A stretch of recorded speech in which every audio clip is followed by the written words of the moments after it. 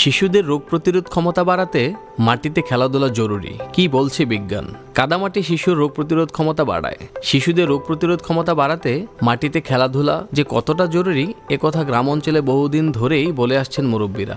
আর এবার সেই প্রচলিত বিশ্বাসকেই বৈজ্ঞানিকভাবে সমর্থন করছে আধুনিক গবেষণা বলছে, শিশুরা যদি ছোটবেলা থেকেই মাটি, গাছপালা ও প্রাকৃতিক পরিবেশের সংস্পর্শে আসে তাহলে তাদের শরীরে রোগ প্রতিরোধ ক্ষমতা অনেক বেশি শক্তিশালী হয়।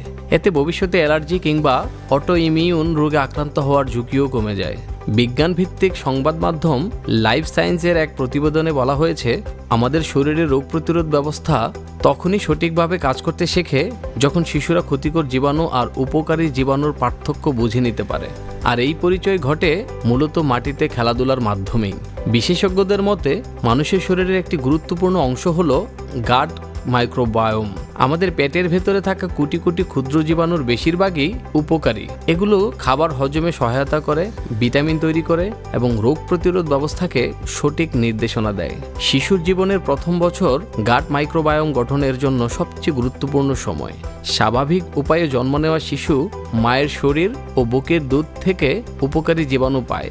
এরপর ধীরে ধীরে মাটি, গাছপালা, পোষা প্রাণী ও খেলার মাঠ থেকে আরও জীবাণুর সংস্পর্শে আসে।